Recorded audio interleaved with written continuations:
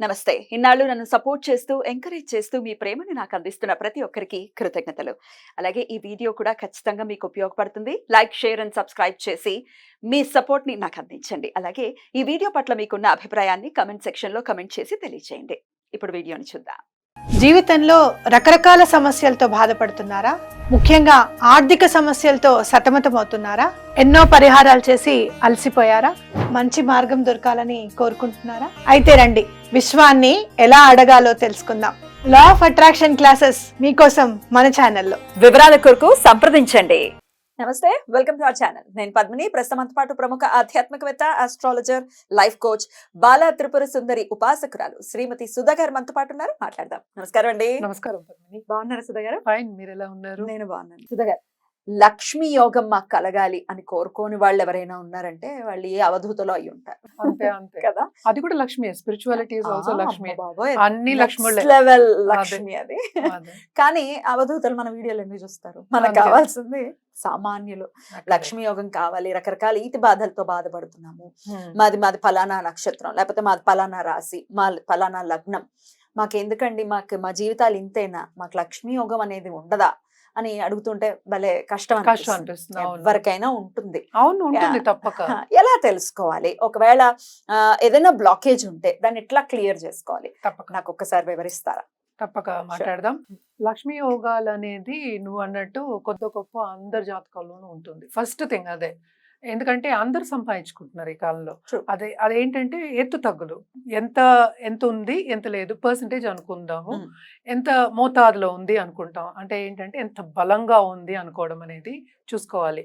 జనరల్గా మాట్లాడుకోవాలి అంటే మనం లక్ష్మీ యోగాలు కానీ ఎనీ యోగం ఫర్ దట్ మ్యాటర్ మనం లగ్నం నుంచే చూస్తాం. అంటే ఏంటంటే బర్త్ చార్ట్లో మనకి రాశి ఉంటుంది, లగ్నం ఉంటుంది, ప్లస్ దశా విశేషాలు ఉంటాయి. మనం దశా విశేషాల గురించి కూడా చాలా మాట్లాడుకున్నాము. బట్ ఇవన్నీ ఉన్నప్పుడు ఇవంతా కలయిక కదా. ఈ మూడు కలిసినప్పుడు మనకి ఒక యోగం అనేది ఫామ్ అవుతుంది. అసలు యోగం అంటే ఏంటి అంటే, రెండు ప్లానెట్స్ కలిసి ఉన్నా, లేకపోతే కేంద్ర కోణాల్లో ఉన్నా, లేకపోతే బెనిఫిక్స్, న్యాచురల్ బెనిఫిక్స్. మనమేమో జూపిటర్ అంటే గురుడు అంటే అందరికన్నా బెస్ట్ బెనిఫిట్ కదా. గురువు కానీ, లేకపోతే వీనస్ శుక్రుడు కానీ, లేకపోతే బుధుడు, వీళ్ళందరూ ఎగ్జాల్టేషన్లో ఉన్నా. ఓకే, సో ఇలాంటి యోగాలు అనేవి ఫామ్ అవుతాయి. And also more than 2 planets in any 1 house. అంటే ఒక్కొక్క దాంట్లో భావం అంటాం. ఇప్పుడు 12 రాసులే, మళ్ళీ 12 భావాలే, 12 అవే ఇల్లులు అయ్యాయి. అంటే ఇల్లులు అంటే ఫస్ట్ ఏంటంటే మనం లగ్నం అంటాం, ఉదయించే సూర్యుడు, నువ్వు పుట్టావు కనుక అది లగ్నం అనుకుంటాము. రెండో ఇల్లు సెకండ్ భావం, అంటే ఫైనాన్షియల్ స్టేటస్ చెప్పడానికి అది ఉంటుంది. అలాగే మనం చూసామంటే 11th హౌస్ చూస్తాం. నువ్వు పుట్టిన లగ్నం నుంచి యోగాలన్నీ చూడాలన్నమాట. So 11th house, second house and 9th house అంటే భాగ్యాధిపతి ఎక్కడ ఉన్నాడో చూసినప్పుడు, plus combination of Jupiter and Venus, శుక్రుడు ప్లస్ గురుడు, వీళ్ళందరితో కాంబినేషన్ అయితే లక్ష్మీ యోగాలు అనేవి ఫామ్ అవుతాయి. దీంట్లో ఏంటంటే దారిద్ర్య యోగాలు ఉంటాయి, అలాగే లక్ష్మీ యోగాలు ఉంటాయి. అంటే ఎంత మోతాదులో ఉంటాయి అనేది చూసుకోవడం అనేది వెరీ ఇంపార్టెంట్. ఎందుకు ఇంపార్టెంట్ అంటే, మనకి ఏదైనా ఈజీగా అయిపోతే హ్యాపీ ఫీల్ అవుతాం. ఏదైనా కష్టపడ్డాం అంటే అయ్యో కష్టపడుతున్నాం అనుకుంటాం. కష్టపడందే ఏమి రాదనేది ఒకటి క్వశ్చన్. నిలబడదు, దట్ ఈస్ ఓకే. బట్ కష్టపడినా రాకపోతే అది బాధాకరం. సో ఇన్ని పొజిషన్స్ ఉంటాయి దాంట్లో. కొంతమంది ఏంటంటే పుట్టినప్పుడే వాళ్ళు సంపదతో పుడతారు. గోల్డెన్ స్పూన్ తో, silver spoon, golden spoon, platinum spoon ఇప్పుడు. సో అలా కూడా ఉంటాయి. కానీ జనరల్ గా మనం చూసాము అంటే సెకండ్ లార్డ్, 11th లార్డ్ వాళ్ళ కలయిక ఉన్నా, లేకపోతే వాళ్ళు ఎగ్జాల్టేషన్ లో ఉన్నా, లేకపోతే కోణాల్లో ఉన్నా ఈ యోగాలు అనేవి ఫామ్ అవుతాయి. Plus 9th lord also.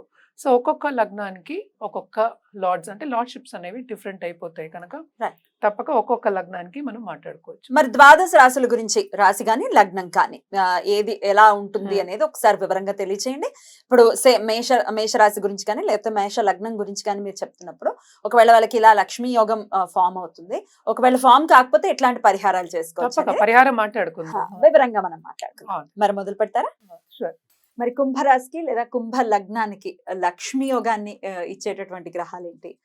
Okay, let's talk about కుంభ లగ్నం. ఓకే, కుంభ లగ్నానికి మనకి second and 11th lord beautiful Jupiter own house లో ఉండడం ఫస్ట్. అంతులేని సంపద ఇస్తారు. మ్మ్. అలాగే మనం చూసామంటే 9th లార్డ్ శుక్రుడు ఎగ్జాల్టేషన్ మళ్ళీ సెకండ్ హౌస్ లో. ఏం కావాలి అసలు ఏమీ అనుకోకర్ల అదే వస్తుందన్నమాట. అంటే శుక్రుడు అంత కంఫర్ట్ లెవెల్ అనేది ఇస్తాడు. అదొకటి కాకుండా కేంద్ర కోణాల్లో ఉన్నప్పుడు శుక్రుడు చాలా బాగుంటుంది అని చెప్పుకోవాలి. అలాగే ఇక్కడ ఎగ్జాల్టేషన్ ఏమైంది 6th అవుతుంది. ఎగ్జాల్టేషన్ 6th అవుతుంది కానీ ఇస్తాడు సంపద, కానీ కొన్ని ప్రాబ్లమ్స్ కూడా ఇస్తాడు అనేది లెక్క అనమాట.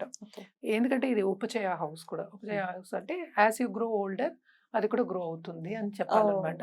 And also not only that, కుంభ లగ్నానికి శని అంటే అధిపతి అయ్యాడు.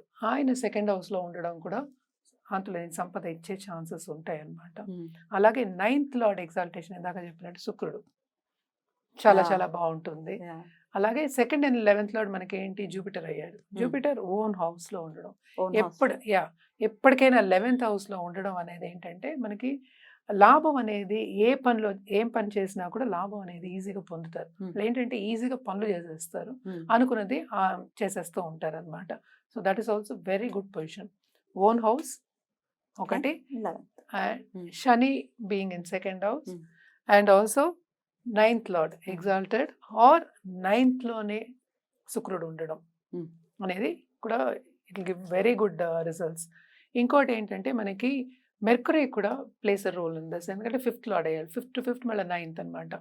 సో ఆయన ఓన్ హౌస్లో ఉండడం కానీ ఇక్కడ చూస్తే మళ్ళీ ఎగ్జాల్టేషన్ ఎక్కడ అవుతుంది 8th హౌస్ అవుతుంది. సో అంత మంచి ఇది కాదనమాట. సో వి సే ఓన్ హౌస్లో ఉండడం ఇస్ గుడ్. ఇది కూడా ఓన్ హౌస్లో ఉండడం వెరీ వెరీ గుడ్. అలాగే కలయిక 2nd లార్డ్ 9th లో ఉండడం కానీ 9th లార్డ్ 2nd లో ఉండడం కానీ అంటే ఏంటి, జూపిటర్ ఏమో ఇక్కడ ఉండడం అండ్ వీనస్ ఏమో ఎగ్జాల్టేషన్ లో ఉండడం అని అలా కూడా వండర్ఫుల్ కాంబినేషన్ అన్నమాట. అంతులేని సంపదకి దారి తీస్తుంది అనమాట. ఇవన్నీ ఏంటంటే జనరల్ గా మన ప్రెడిక్షన్స్. అండ్ ఆల్సో ఏంటి మోస్ట్ ఇంపార్టెంట్, టైం అనేది రావాలి. టైం వచ్చినప్పుడు, టైం అంటే ఏంటి, దశా విశేషాలు కలిసి రావాలి. అంటే ఏంటంటే మనం ఏ రాశిలో పుట్టామో దాన్ని బట్టి, సో ఎప్పుడు వస్తుంది, ఎప్పుడు రిజల్ట్ ఇస్తుంది అనేది వెరీ ఇంపార్టెంట్. జస్ట్ మనకి యోగాలు ఉండడం కాదు, యోగాలు అందరికీ ఉంటాయి.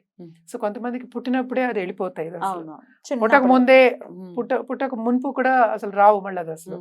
సో ఇలాంటివన్నీ ఉంటాయి అనమాట. సో ఎప్పటికైనా మనం జాతకం చూసామంటే బ్యాలెన్సింగ్ యాక్టే ఉంటుంది మనకి. అలాగే వీళ్ళు రెమిడియల్ మెషర్స్ కింద ఏం చేయొచ్చు, తప్పక గురువు కాళ్ళు పట్టుకోవాల్సిందే. గురువు కాళ్ళు పట్టుకోవాలి అంటే ఏంటంటే మనం ఏ గురువు అయినా సరే, మనం తల్లిని కూడా మనం మొదటి గురువు అనే చూస్తాం. అటు అమ్మవారికి చేయొచ్చు, అమ్మవారి పూజలు చేయొచ్చు, అలాగే దేవి పూజలు చేయొచ్చు. అలాగే ఏంటంటే మనకి శివుడికి కంటిన్యూస్గా పూజ చేయడం అనేది మంచిది. అలాగే కృష్ణుడు జగద్గురు. సో ఒక గురువుకి మనం గురువు దగ్గర ఉపదేశం తీసుకోవడం కానీ, ఆయనకి సేవలు చేసుకోవడం కానీ వెరీ ఇంపార్టెంట్. వీళ్ళు ఎస్పెషలీ వీళ్ళకి సేవాభావం కూడా కొంచెం ఎక్కువే ఉంటుంది, కుంభరాశికి ఎక్కువ.